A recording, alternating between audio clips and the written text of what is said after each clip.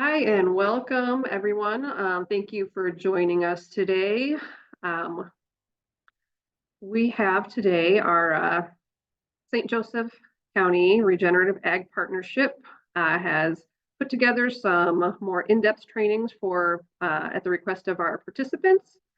So today we have our live viewing party here at the St. Joseph County Library Community Learning Center. We have Terry Thyssen here, Misty Sorsovich with the Soil and Water Conservation District, Deb Knepp with the Natural Resources Conservation Service, and myself, Sarah Longenecker with the Soil and Water Conservation District as well. Welcome to you from all of us. Just want to say thank you for taking your time and joining us. If Looks like everybody is virtual. So if you have questions, feel free to pop them in the chat. You can always raise your hand too. Kevin said he doesn't mind if we pop in and interrupt, especially if it helps complete the thought process. So feel free to raise your hand or pop a question in the chat, and we will address it then. So I'm going to hop off and let Kevin Allison is with the Marion County Soil and Water Conservation District. And is an expert in urban and small farm nutrient management. So I'm going to hand the control over to him and have him get started. Thank you.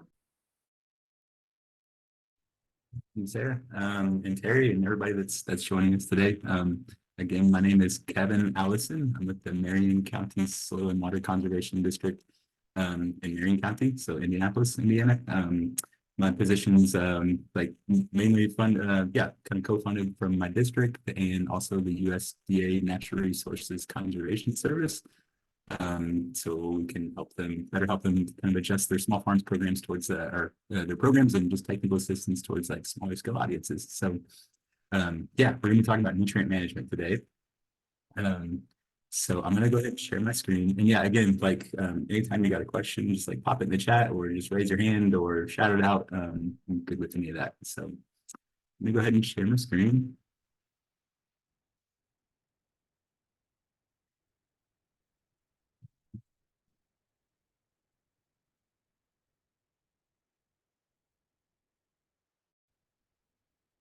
I've got to get some things out of my way here from Zoom. There we go. Okay.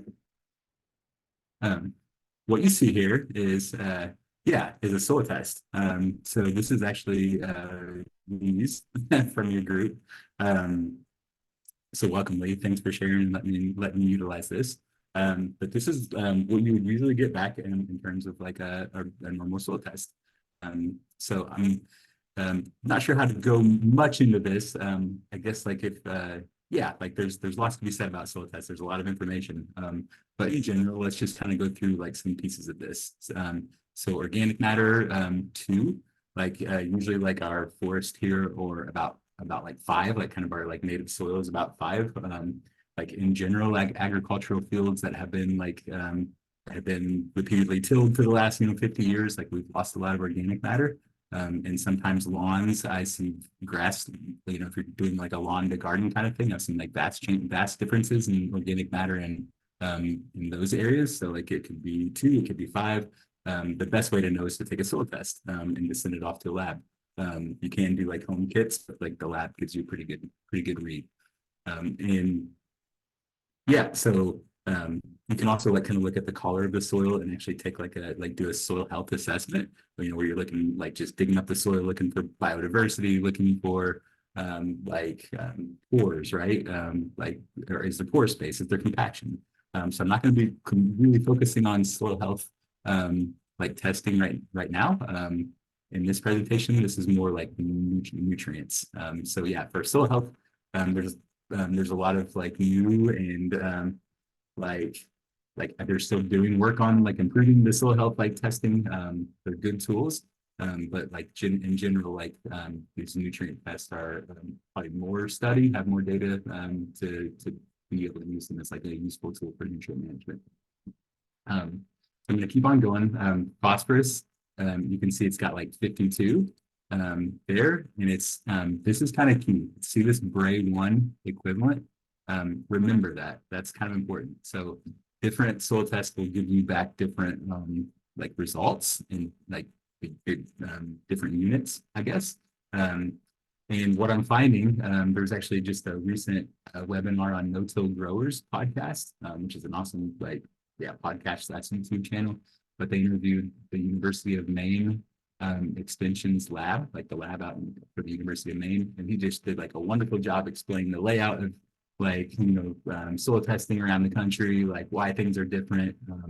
And as much as I would love for this to be one consistent thing all across the country, so we can use like New York's great extension documents or Wisconsin's great extension documents for vegetables. But the reality is that each region has based their recommendations and soil testing calibration based on like lots of field trials specific to their region, specific to their soils.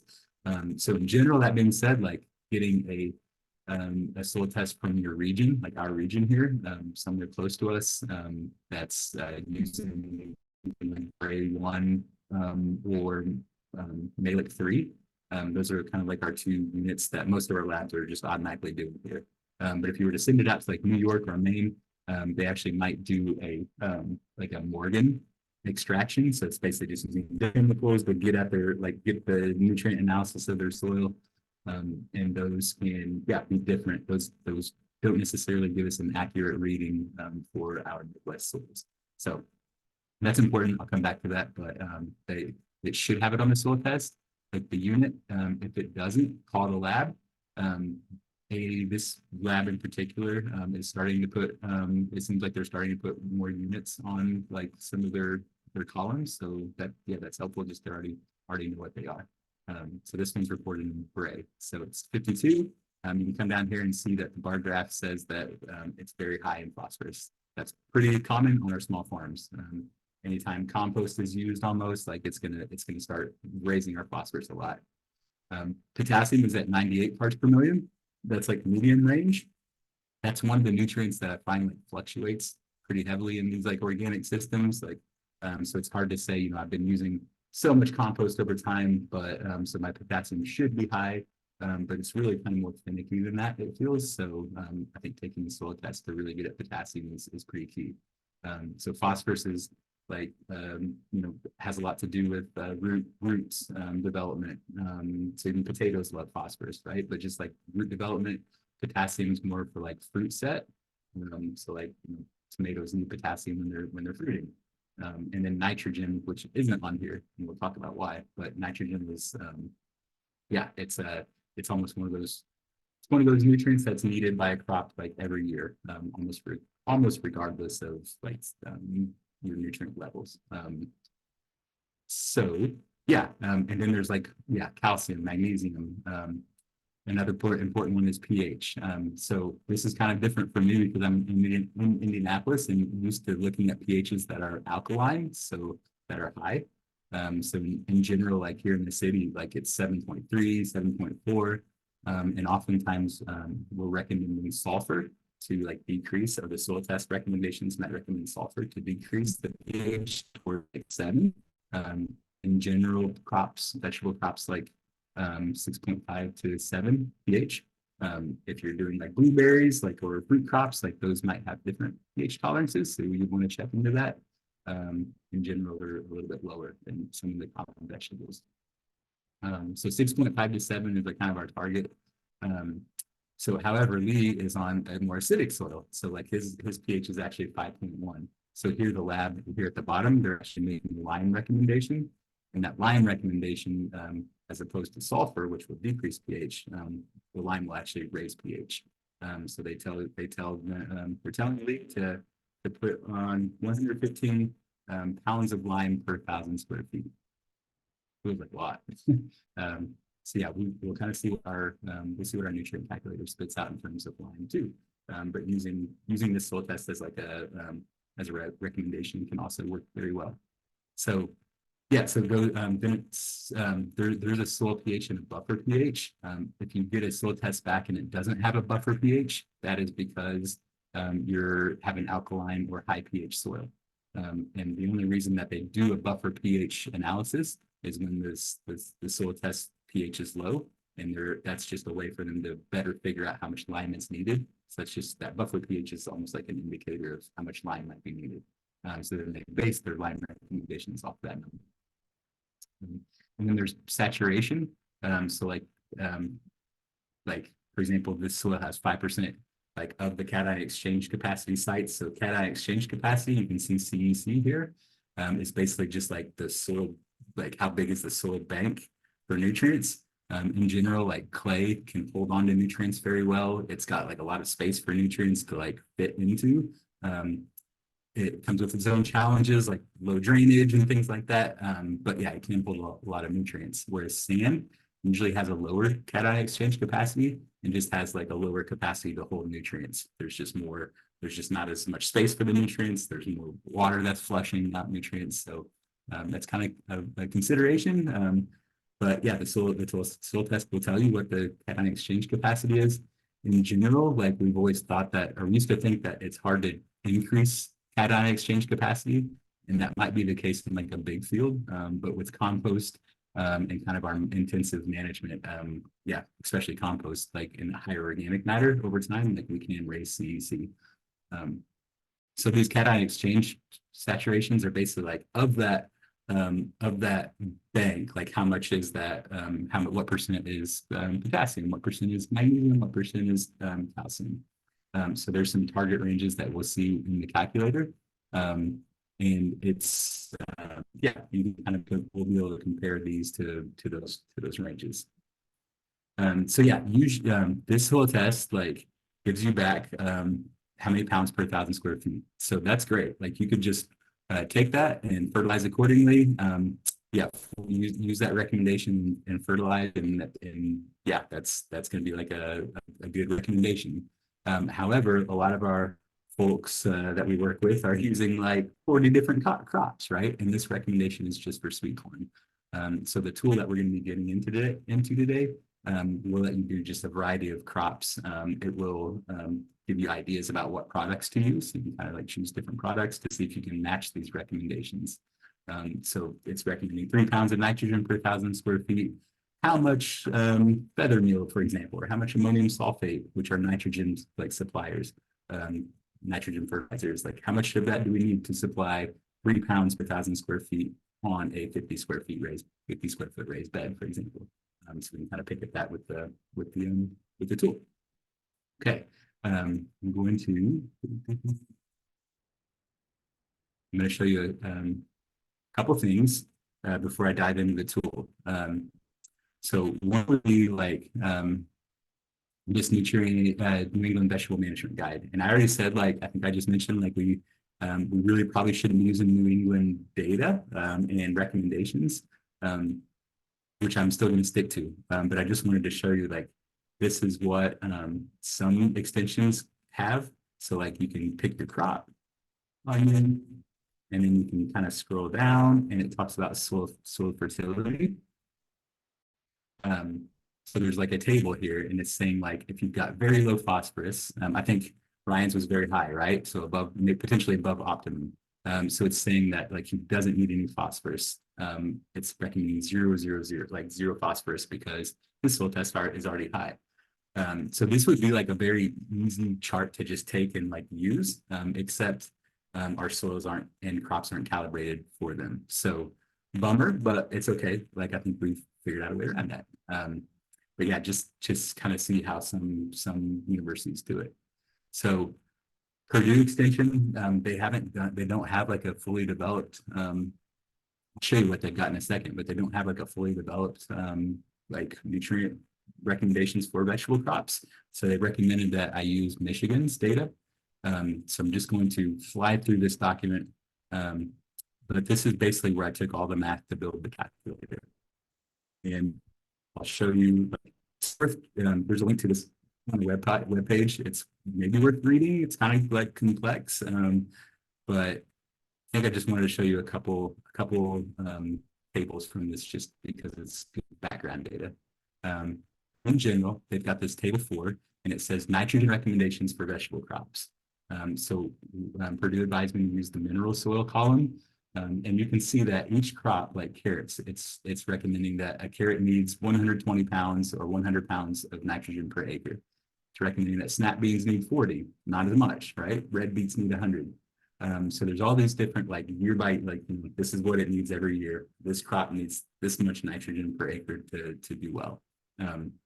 So I use that table in the and then I use this methodology as well. So zoom in, you can see that table on the left.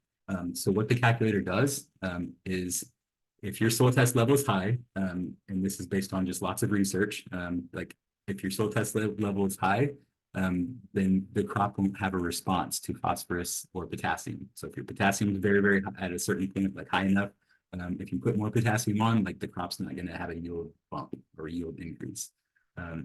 So when you're in that, when your actually soils are too high, you're actually down here. Your soil test levels are to the right, and it's like basically you're in drawdown range or exceeds range, to where you're actually putting less fertilizer or no fertilizer on in terms of phosphorus or potassium. So you're actually putting less on, and that will eventually take the soil test levels will kind of start, that phosphorus and potassium might start to dip if you continually take like harvest like crops. But like your soil test, your soils are so saturated with that nutrient that's not a big deal. And then you could retest in like 3 or 4 years or a couple of years just to get another read on, hey, like, is my phosphorus still low, like still very high? How's my potassium doing? Sometimes soil tests will come back in the maintenance range. So that basically means that your soil is optimum for that crop. It's got enough to make the crop just fine. But like in harvesting those nutrients, you're going to deplete the soil a little bit. So when it's you're going to be taking phosphorus off and potassium off the field. So basically the maintenance range is you need to the recommendation for that crop is based on the amount of phosphorus and the amount of potassium taken from that crop. So maintenance range, it might be like for, I'm just guessing, beets, it might be like 50 pounds an acre that you remove in that crop harvest. So then the recommendation for that crop would be 50 pounds per acre just to replenish what you're taking, kind of like in maintenance mode. And then build up range, which I don't see a lot of on like a lot of urban farms because we've got so much nutrient load that if you are in the build up range though, that means your soil test levels are low, and the soil test recommendations or the recommendations from the extension will actually be, okay, put on more nutrients than the crop actually needs to start building up that soil over time. So each crop like has different kind of levels of those, and those are all built into the calculator, so we don't have to manually do it. That's what I wanted to show you from that document. I'm going to hopefully get to the tool very soon, but like I want to show you where to find it. So first, you can go to miriamswcd.org. And currently this is, I think, the only place it's located. Eventually we'll hopefully get it on the NRCS, like the USDA's system. But yeah, you can come get it here. So go to soil health tab and then soil health guide. So you click that, and it's going to take you to hopefully take you to a big list of resources. I've kind of got it categorized by conservation practice. So like there's some vegetable resources that I like to use in planting my garden. There's like a cover crop calculator and a video that goes along with it on how to use the cover crop calculator. Tons of cover crop resources, a new mulching calculator, and some associated documents, my crop rotation templates on there. And then if you come down to nutrient management, here's the nutrient management tool, and then some associated documents that might be helpful as well. So go ahead and click on the nutrient management tool. It will take you to this landing page where you can download the Excel. And I think that is a good time for me to say that like this is an Excel document, and Ryan has helped me a bit, at least started me on the path of getting me fixed. But like I'm trying to make this like more accessible. So I really want to be able to be opened in Google Sheets. And I really want it to be able to be utilized in like LibreOffice, which are two like programs that are free. So I know not everybody has Excel. So if you don't, like, I guess like come to us, like come to Urban Soil Health and see if we can, or your extension office eventually, and hopefully we can like help you work through it. Some libraries have Excel, but yeah, all that being said, like there's some things I need to do on the back end to make it Google Sheets enabled. And I won't get into details other than it's like merge cells and formulas and all the things. But yeah, that's on my list of things to do because I think it's important. So you download the Excel tool and then you'll open it. I'm going to stop sharing and reshare real quick.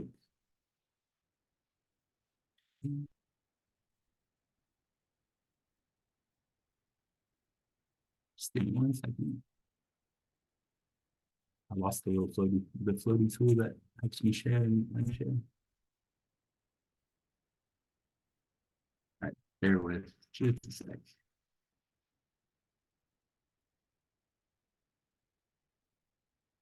Ah, there it is. Check the chat real quick to see if there's any Loam's hand. Yeah, so yeah, Ryan says this has been a no-till corn soil rotation for the last 6 years, 15 years of conservation reserve program previously. So it's probably like 15 years of native plantings, kind of. Yeah, loamy sand. So loamy sands, like sands usually have less organic matter than like clay, but like also great for growing vegetables because yeah, of the well drainedness. But yeah, thanks for the input, Lee. Okay, so I'm gonna share again. And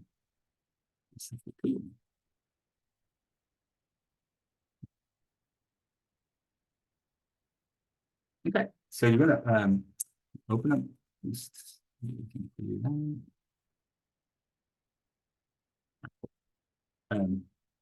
If you need me to like zoom in or just yeah speak up again if you can't see that screen very well, and I can maybe zoom in a bit more.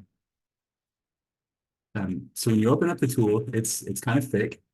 It's got like a lot of tabs across the bottom, and I'll take you through each of those because each of them have a role in how this thing works. But pretty much there's a tab for soil test data, so you can enter your soil test data. I've got like Ryan's printout right here. I'm gonna like put it into the system. And then there's a pH tab, so you can start dealing with pH based on that soil test. Then there's an amendments tab where you can put in your custom fertilizers or look at like different fertilizers that are out there. And you can kind of put in their analyses so you can use them in the calculator.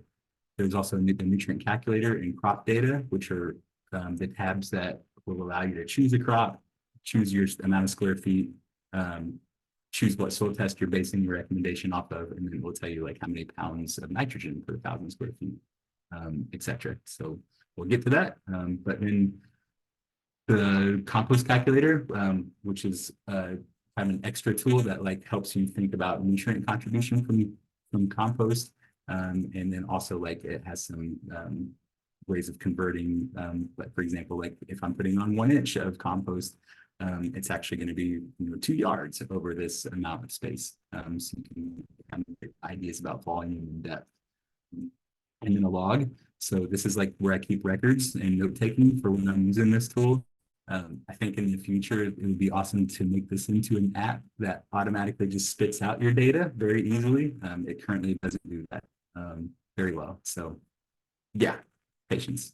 Version 2.0 maybe will be better.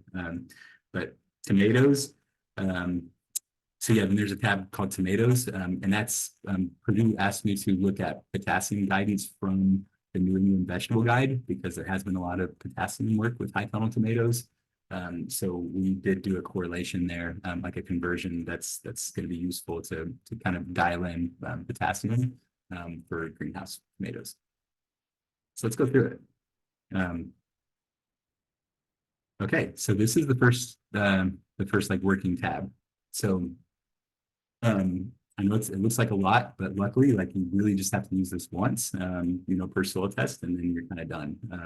So these are, this is just a running list of soil tests. So for example, in my garden, like I've got like a plot A1, 2, and 3 from 2019, like that's its soil test results. That same plot in 2021, that's its soil test results. So I could say like Ryan, right? Like Northfield, you got it like designated as Northfield. So I'm just looking at the soil test results here. So I'm going to put in organic matter. pH was 5.1, buffer pH 6.8, CC 4.7. Then over here, there's like the percentages. It was 5.3 and 7, 37 and 50.7.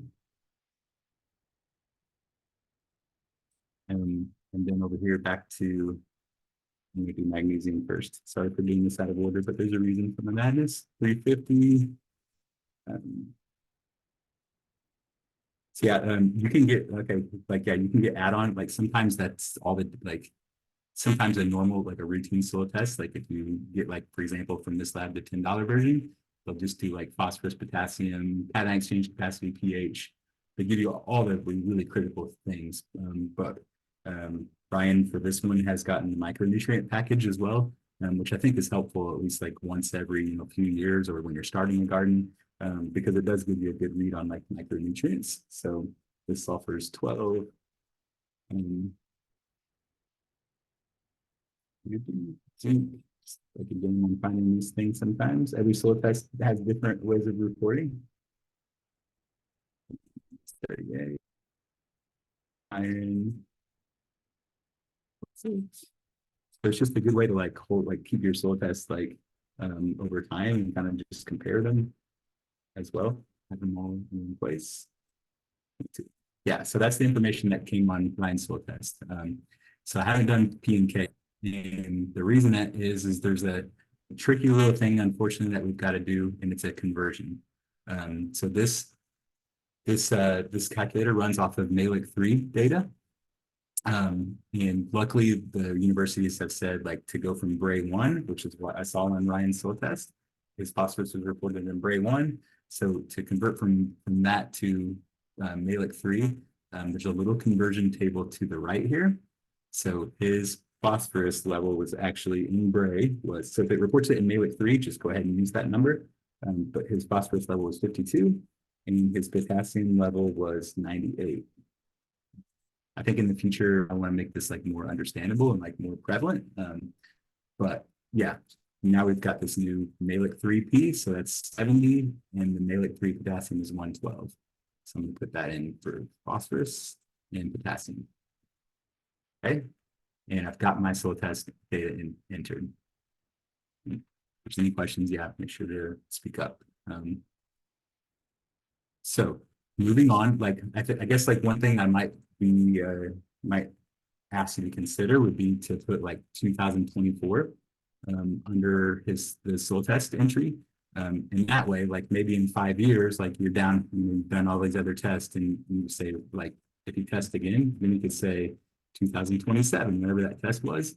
And then, so basically, like when you're using the nutrient calculator, you can make sure to choose your most recent soil test, because you'll be choosing the one that has the most recent date. That'll be more clear when I actually do it for you. Okay, so moving on to the next tab is pH. So in this tab, it's got a lot of kind of educational language. So optimum range is 6.5 to 7 for most veggies. There's a link to like specific nutrient targets for pH targets for certain vegetables, but in general, 6.5 to 7.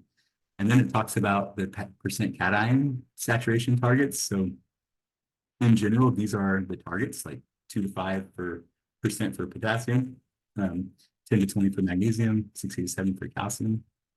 And so what you can do is you can pull up a soil test here. So the drop-down box, and I can say Ryan NF 2024. So it kind of brings it in, and you can just see like how it relates to to these to the targets. And honestly, Ryan, like I hate to say this, but like I'm so unfamiliar with low pH soils, because there's just like such high pH, like usually our high pH soils are fairly balanced. So I think just like being more acidic, like these are numbers that I'm not used to seeing. But I could see that like you have the ability to add magnesium, right? Like you have the room to add calcium, for example, to get these percentages higher. So the reason I put this in the pH tab is because a lot of times, like lime in particular is a product that's often used to raise that pH. So there's a little discussion here that and I think below on the lime tab, or where it talks more about lime, but you can choose a lime that has magnesium in it. So like it's got calcium and magnesium, for example, in it. in the lime, or you can choose a lime that doesn't have magnesium in it. So if I were raising pH, trying to raise pH, and my magnesium was super high, like 30, then I would choose the lime that does not have the magnesium. However, in the case of this soil test, I would probably look at the lime that does have magnesium because, yeah, I'm in the soil, and it seems like I would need to raise calcium and magnesium to get it more in balance. So I'm going to go down a bit, and this doesn't automatically pull from anything. It's more just like a tool to say, like, if I'm high pH, so this is not what we would do for Ryan's soil test because he's got low pH. But if I'm in Indianapolis and I've got like a pH of 7.5, and then I can choose my target pH of like 6.5, and there's like the numbers are in 0.5 increments just because that's the way the table was in the extension document. So a lot of this is just pulling from the extension documents and making it automated. So yeah, then you would choose like here in Indianapolis, like probably mostly silt loam. And let's say you've got like a 70 square foot garden. So now it's going to tell you that I to get from 7.5 to 6.5 on pH and a silt loam, you would be applying 20 pounds per 1,000 square feet, which on a 70 square foot bed would be 1.4 pounds of sulfur. So I think that's like the power of this tool. I do have like language, like as far as limits goes, which I want on the next version of this tool, I kind of want to like automatically like have it put limits on it and kind of spell that out a little bit better. But yeah, this is like in general, the soil test will, and also another good place to get these lime and sulfur recommendations is the soil test recommendations itself. But yeah, you can put that in, like you can put your pH, your target pH, and then realize how much pounds of sulfur to apply. And then there's these limits, like if you're tilling, I think 10 pounds per 1,000 square feet is a good limit. And if you're just doing like a no-till kind of thing, just to keep like the soil not to be super like overly rich, overly saturated in sulfur, and like overly maybe acidic in that top few inches, limiting the sulfur application to like 5 pounds per 1,000 square feet, and maybe doing it twice a year might be a better approach.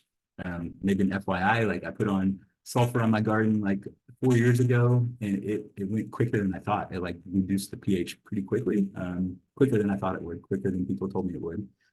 But then since then, it's kind of started gradually increasing again, back up to 7. And I think that's just because of irrigation water in Indianapolis being high pH, our soils being naturally high in pH, etc. So down below that is for folks that are like low pH and wanting to raise the pH with limestone. So again, probably best to just like for pH to use that soil test recommendation. But like you can also use this, compare them. But yeah, this is also a good tool. So you could say your buffer pH is like 6.4, for example. What was it in use? Sorry for scrolling down too much. 6.8. So yeah, so example like 6.8. Your target pH is, let's say, 6.5. And I know we're thinking about raising pH. That buffer pH is just a weird number. Like you're actually still like the actual pH is lower than 6.5. So that buffer pH is just like an indicator kind of thing. But yeah, so your target pH is 6.5. If you're tilling it in 9 inches or 6 inches, like do it. Brian mentioned that it's a no-till field. So their guidance on this, on the extension guidance was to just use 3 to 4 inches for a no-till field. So you don't actually incorporate it, right? You don't need to incorporate it, but like just for the math, like a surface applied lime, just use 3 inches. And then let's say he's got 20,000 square feet. The pounds of limestone apply is 483 at a rate of 24.2 pounds per 1,000 square feet. Or if it was like 100 square foot field, right, then it's just 2.4 pounds of limestone. 1,000 square feet was 24. So yeah, that's where like on the actual like soil test recommendations, it was 115 pounds per 1,000 square feet, and this is kicking up 24.2 pounds per 1,000 square feet. And Right, I'm gonna I think like low pH soils are like new to me. So I'm gonna look at this closer, but like I'm seeing like the line recommendation is based on the soil pH, not the buffer pH for soils with the cation exchange capacity of 7 or below. So I'm curious how that plays into it. You need to call like the lab and yeah, figure that out, because I think like getting those yeah, calibrating that would be important. So there's another catch for 2.0. I think I put, yeah, this tool is pretty solid. Like I think real solid, but it's still in like, we call it beta form, because this is like the first time it's kind of been out in the world. So if you see anything, any thoughts, any differences in what you're normally accustomed to, like definitely let me know. Okay, so I'm gonna move on to the next tab. We can go back. We've got time, we can go back and look at things after I kind of flow through this. But this is the new tab. There's tons of products out there, tons. Like, so this is a thing you can change. Like if you don't use these amendments, like you can come and request them and you can add one. Like yeah, like whatever product, like just type it in the top, right? And you'll have a new product. And then you would put in its nitrogen, phosphorus, and potassium analysis. So usually in the bag or on the website or at the store, like it's going to have like an NPK, so 3 numbers. N being nitrogen, P being phosphorus, and K being potassium. Those are the common ones, but then also like the amendment or fertilizer might have other nutrients as well. For example, potassium sulfate is the one that a lot of folks use for potassium, because like half of the volume or half of the mass of that product is potassium. So if crop needs potassium, you can get there quickly by putting a little amount. But it's also got sulfur in it, for example. Like you can see like 46, like urea, 4600, that's a chemical fertilizer. Like half of the volume of that product is nitrogen, very potent. Some of our organic amendments are lower in nitrogen. So like blood meal and feather meal are like 12% nitrogen. So it's going to take a little bit more volume of those products to meet the needs of the crop. But yeah, you can kind of just get a read on which products have what kind of levels of nutrients. And this is from like extension and like farmer documents. So they're pretty common analyses for these products, but I would just encourage you to actually look at the bag. So like if your alfalfa meal actually was like a 3 nitrogen and a 1.5 potassium and a 1 or phosphorus and 1.5 potassium, you could change that. Or you can make just another custom entry like alfalfa meal 2024 from whatever store it was this analysis.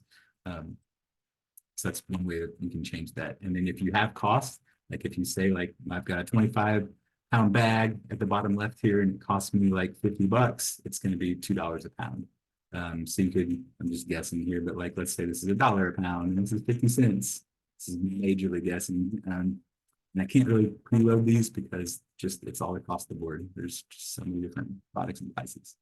But I'll put in a few in just so we can have that in our analyses.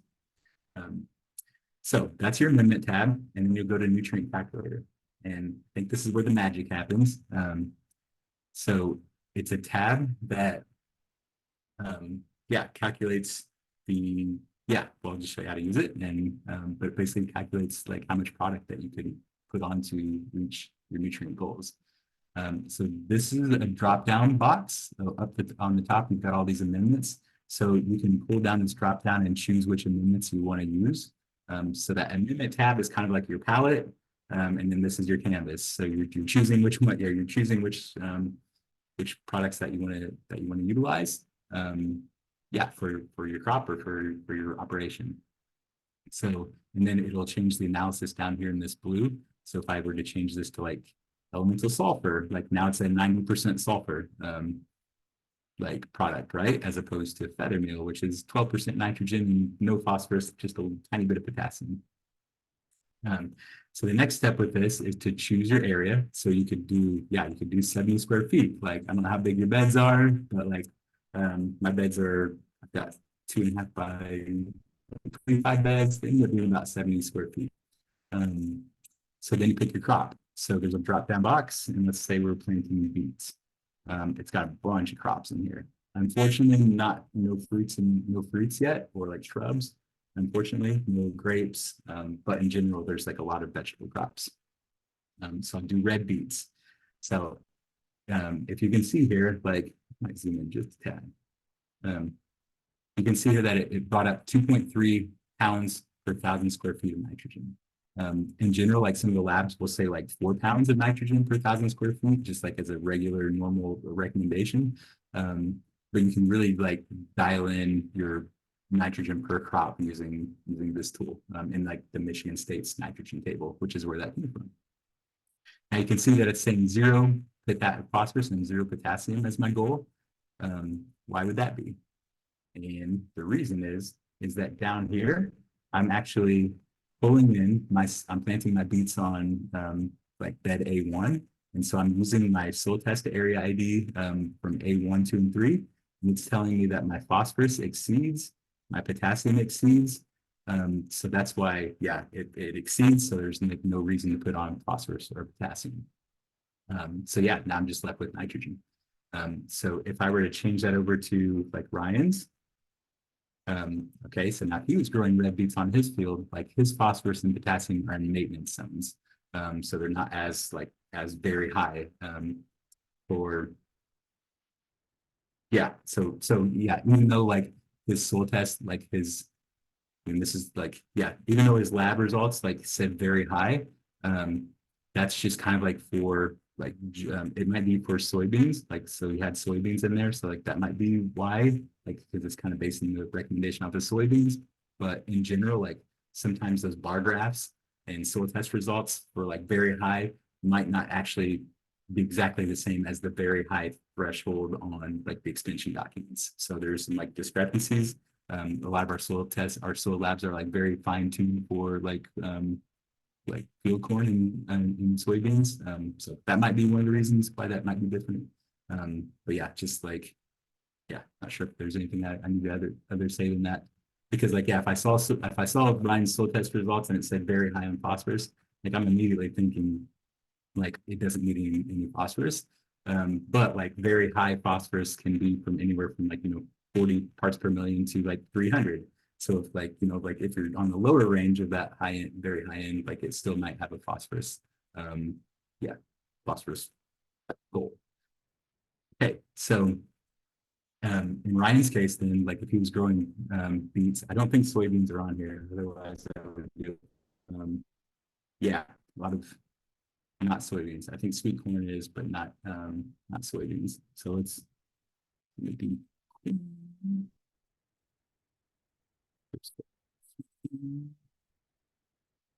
Yeah, it's on there. So yeah, it changed like the nitrogen, phosphorus, and potassium levels. So now it kind of becomes a little bit of a game, and you're choosing products to match up with your goal.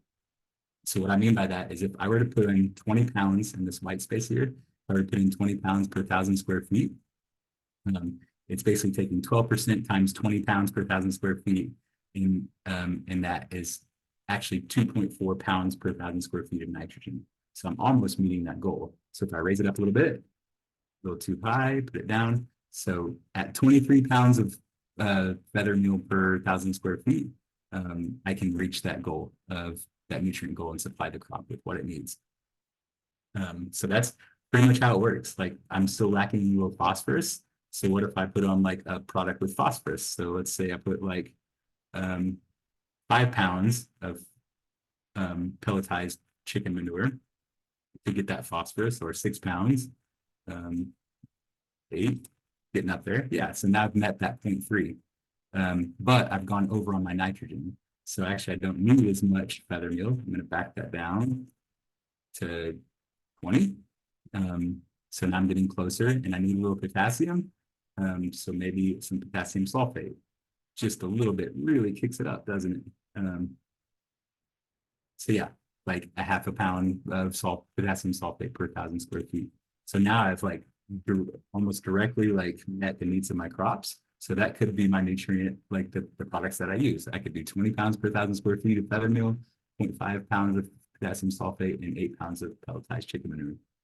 There's like it's tricky to like have this tool like automatically produce what products you need to use because there's so many variables, so many people mix things that it's tricky. So it is a little bit of a puzzle, but I think you'll get used to it as you use it, the more and more you use it. So up here on the top, this green row is the actual like 1,000 square feet is great, but what if you're in like a 50 square foot garden or a 70 square foot garden?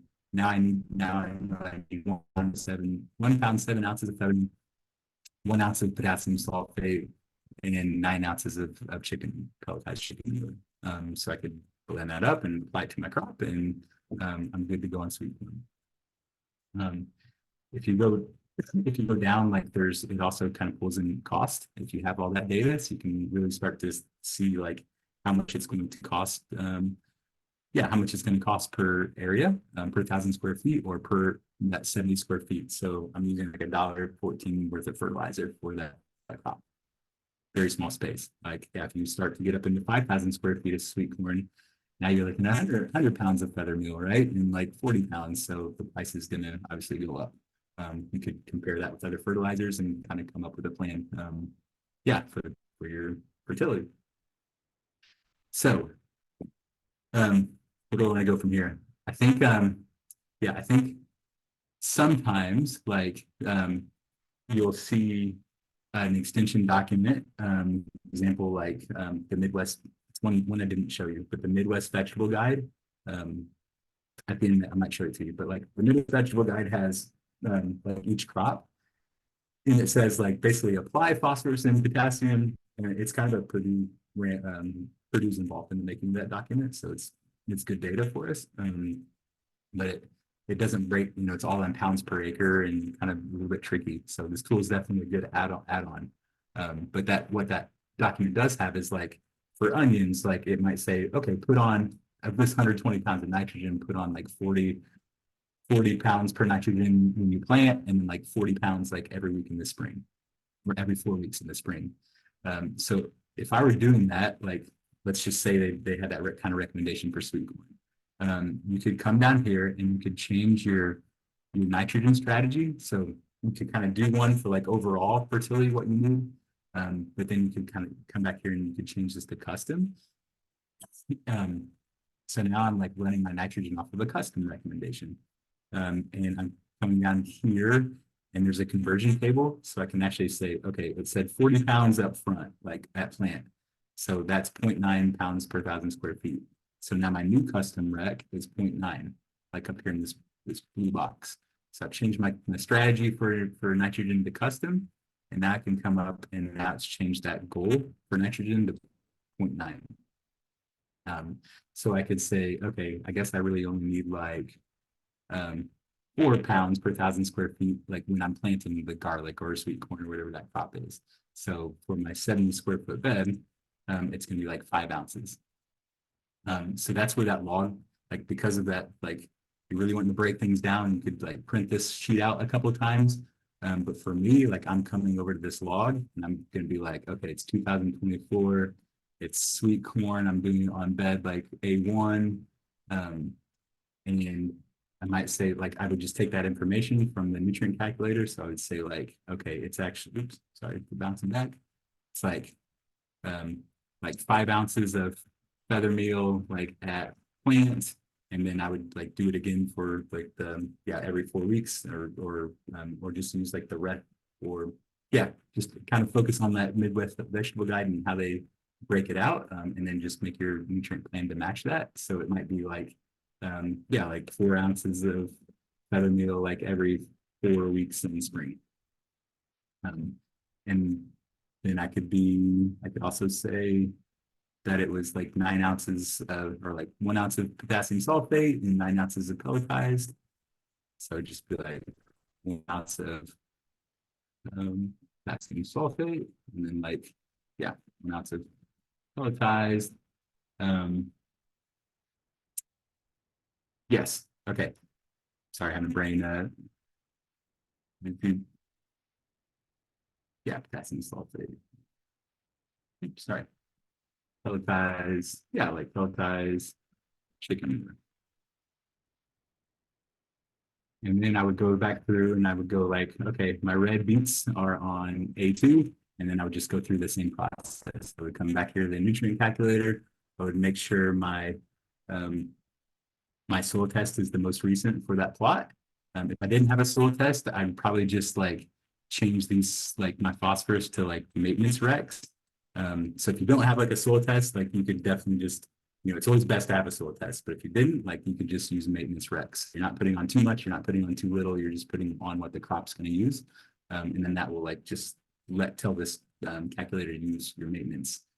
But if you do have a soil test, definitely change this to your soil test recs. So it can take that into consideration and save you money and time and all the things because it brings that back down to 0. Okay. Couple more things on this tab. I'm going to go down a bit. So soil organic matter is like these recommendations aren't taking into account soil like contributions from soil organic matter. They're not taking, but neither does a lot of like the lab recommendations, unfortunately. But it's just like, yeah, it's just I think only so much nuance they can incorporate. And one, like I did have a calculator within this tool that would like say, hey, you've got 5% organic matter. You could expect 20% or 20 pounds of per acre for each percent. Pretty university professors like asked me to remove it, which I think is okay. Like, yeah, I mean, it is okay. Like, it is what it is because there is so much nuance. Like in the spring when it's cooler, like that organic matter is not as biologically active. It's colder, so it's not like it's not providing or releasing as much nitrogen as like maybe you would expect. Like if you just saw the data and like, hey, I'm gonna get 120 pounds off per acre from my organic matter, but it's more nuanced because yeah, in the cool, it's not as functioning. In the summer, it might be functioning like that. But you can also get into situations where you've got like high organic matter, but low biology. You can put a lot of organic matter in, but if you like just in some times of the year or in some systems, like the biology is not there to actually like release those nutrients. So because of the nuances, they had me take it out. I think I'd like to put those back in at some time, but the idea was basically saying like my nutrient goal for this is 2.8 for nitrogen. Like, what if I could take like 100 pounds per acre because I've got like 5% organic matter? So if I did take that 2.3 pounds per 1,000 square feet credit, now I'm only needing to like put it on 0.5 pounds per 1,000 square feet, and that's saving me a lot.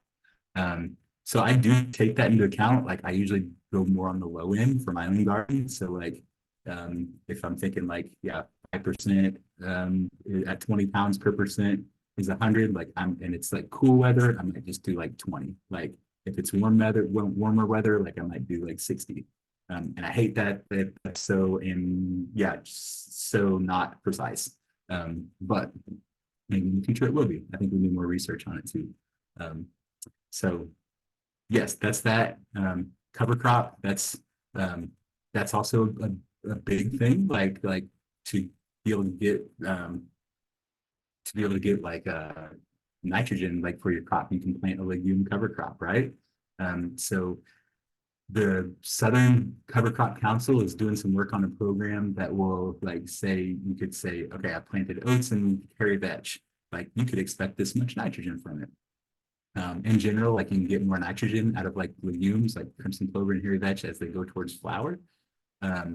So while we're waiting on that that calculator, I did just add 2 pictures down below. And the graphs are basically say that if you've got like a heavy legume stand as it goes towards flower, like so this is the dates. So if it's looking more like June or May, and it's like almost in the bud stage, like you could maybe expect like 80 pounds or 60 pounds of nitrogen from that crop. So you could take that into account in the credits. Could change that over to pounds per 1,000 square feet and just take the credits. So you're actually like just use a custom entry for the nitrogen number, your new nitrogen goal that's lower because you've got this nitrogen from the crop. Good planning also helps, like plant crops that like nitrogen after a legume. And if you're planting cereal rye, like a really thick stand of cereal rye, and like maybe crimping it down for mulch, that actually might take some nitrogen away from the soil. So maybe not the best environment for something like a brassica that needs nitrogen or corn that needs nitrogen. And then I also added another table down here, or a graph down here, that basically says where is that nitrogen at in the vegetation. So this is kind of interesting that a lot of like the nitrogen is in hairy vetch and the legumes are actually in the top growth. So I think that just helps us think, you know, like managing that nitrogen. Like if I were to cut the hairy vetch and like put it in compost pile, you know, I've taken that top growth away. I've taken all that nitrogen away. If I leave it in the bed, like I expect that nitrogen to get to the crops. Okay, gonna move. See the time when we keep moving, but the next tab is basically like the background data for all like that tool, like the nutrient calculator. So it basically just says, you know, based on my soil test result from A1, 2, and 3, you can go back to the nutrient calculator and change the soil test you're working from, like here. Yeah, down at the bottom, like this is where you would change your soil test that you're looking at. So look at Ryan's, and then back to crop data. And so now you can see like almost all of his crops are in the maintenance zone, except for peas, right? Peas like don't need that much phosphorus. And look at potatoes. Like if Ryan were potatoes, his soil would actually be in like the build-up phase because the potatoes need so much phosphorus. And then you can kind of compare the maintenance recommendations to the soil test recommendations, just to kind of get on like what the differences are. And if you need to look at that in pounds per acre, there is a button where you can change the pounds per acre if you think in like pounds per acre instead of pounds per 1,000 square feet. Okay, compost calculator. So the next tab is the compost calculator. You don't need you can get a compost test result from the lab. You don't need that to work this tool, but it is helpful. But what you can do without it is just like start like messing around with volumes and depths. So let's say like I've got 1,000 square foot garden. I'm putting in zoom in, 1 inch of compost.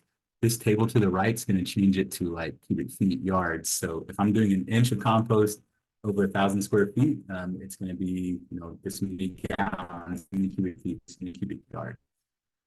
And so what if you're thinking like cubic yards? Like what if I'm putting on, yeah, let's say cubic yards. Let's, yeah, 1 cubic yard over 1,000 square feet. Now you know it's about 0.3 inches deep. So it's just a conversion.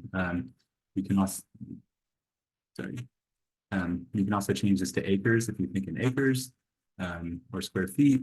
You can also think in loads.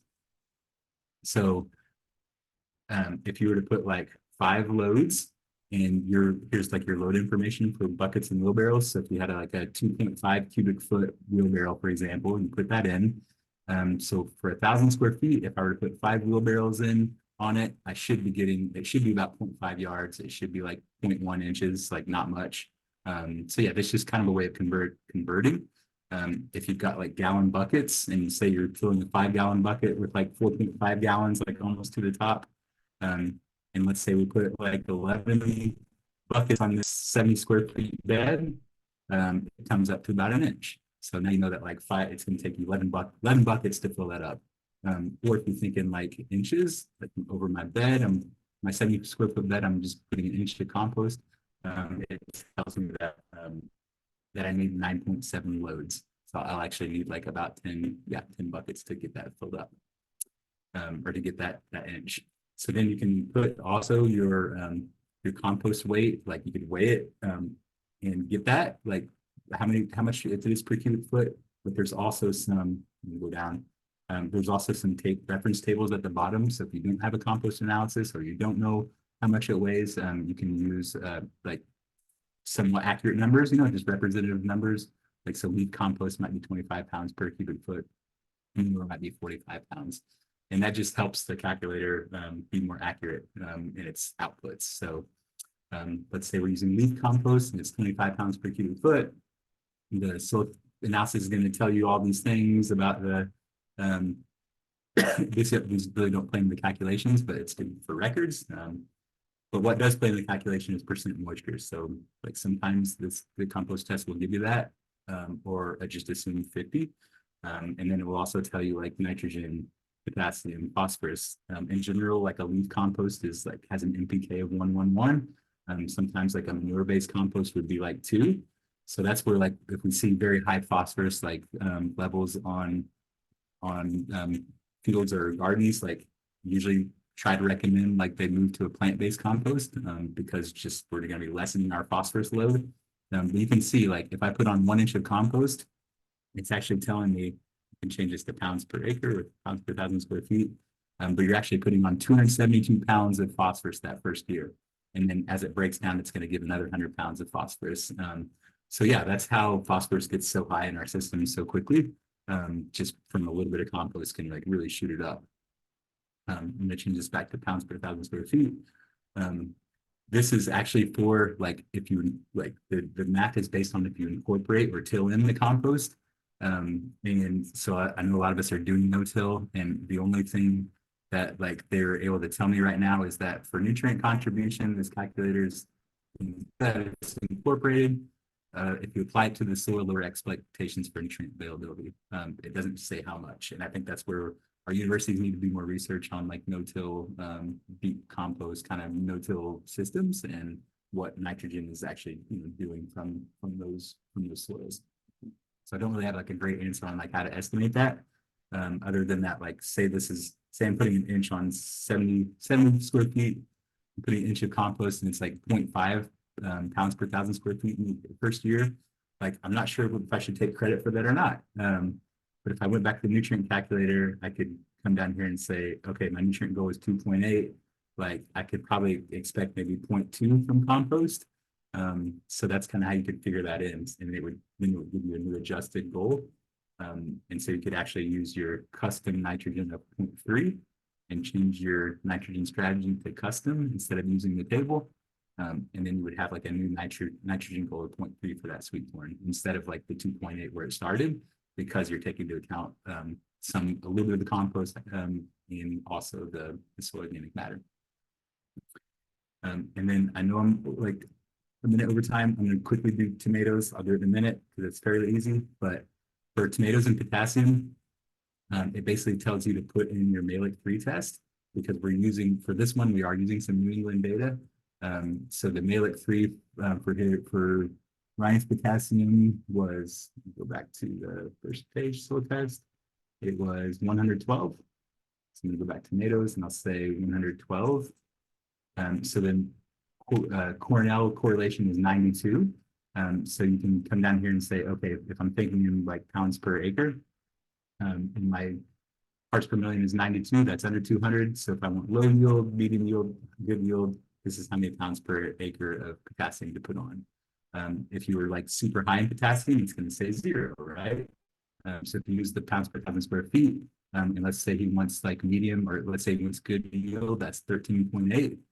So now we're going to come back to the nutrient calculator, and I could customize the potassium to be 13.8, and then that's going to tell me that I probably need to do like a lot more potassium sulfate to try to get up to that that level. And a lot of growers might do like some up front and then like also put on some like through drip tape, for example, to that tomato as it goes towards fruiting, because that's when it really needs that potassium. So that's where that Midwest Vegetable Guide can and other extension guides can kind of help break that down farther for you. They might say, yeah, put on some potassium up front, but then like run it through drip tape or supply your crop like towards the fruiting stage, and you could start breaking up that the amount of product you apply through your season. I'm going to stop talking. I think I ran over time. Apologize. But if there's any questions, I'd be happy to field them.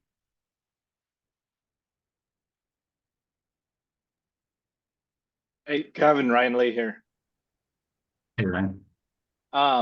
So this has been fantastic for me this year. What I did is I entered my soil test for different areas, like you talked about, as a mixed veg grower. I've got 1 million beds growing different crops in one field. So I entered my soil test, and then I picked my crop, and then I use Revita Pro, which is a pelletized chicken manure for pretty much everything. And so for each crop, I made a note of what I was growing and then how much to add per bed. It just made it really foolproof to like be able to go out, weigh a couple buckets, say, all right, this is my bean bed, this is my beet bed, this is my carrot bed, and spread the right amount of tool or the right amount of fertilizer for each bed. That's awesome. Yeah, that's what it was for, right? Like that exact that like just to make it easy on us, like can't pencil out all that, right? Like for each crop for 30 different crops that you're growing. Like, yeah, so that's awesome. Um I'm looking at your question. In my version of the calculator, the blocks and product area aren't protected. Got it. The version calculator, the blocks.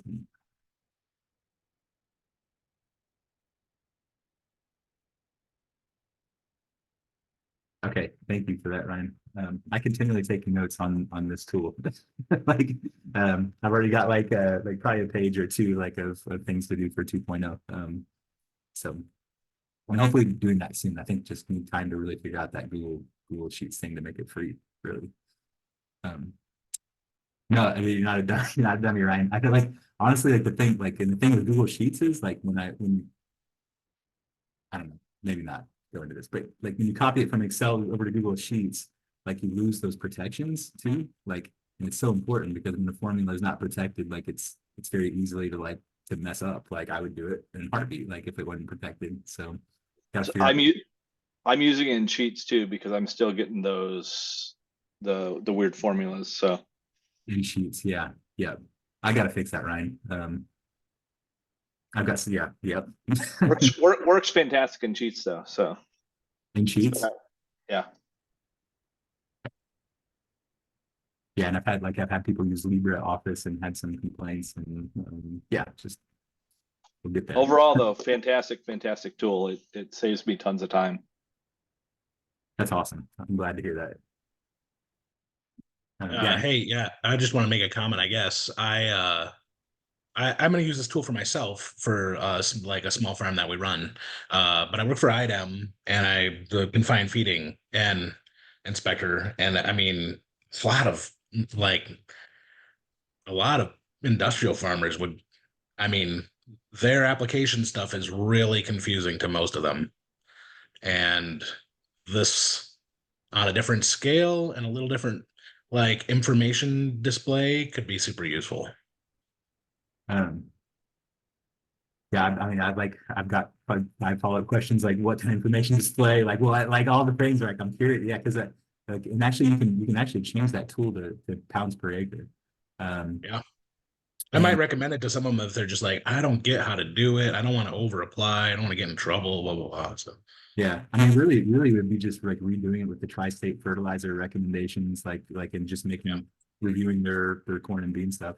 I just presented this thing to like the National Natural Resource Conservation Service soil health team and like some of the agronomists from around the country, and they're like immediately started like looking into like contacting their extensions, like, hey, how do we adapt this tool? And it's just like, yeah, it's just looking at the extension that state's extensions map or the tri-state fertilizer map and just like adapting it. Just take a little.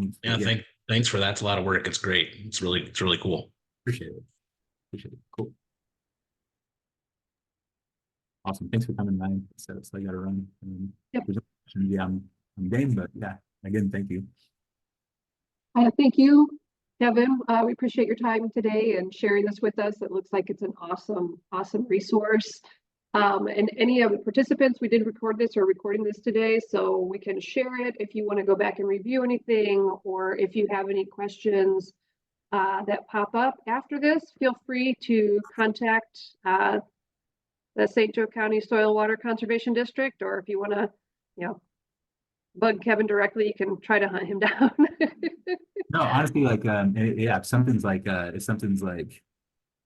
yeah, I think, yeah, you, if you want to hunt me down, that's great. Like, I'll into the chat.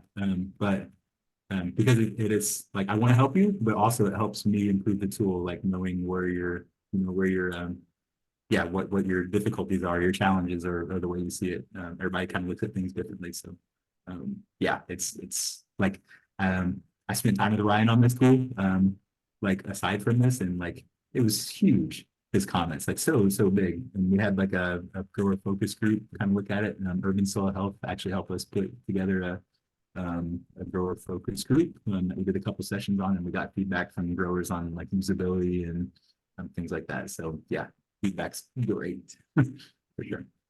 Awesome. All right, with that, I think we'll end the meeting and talk to you all another time. Thank you, guys.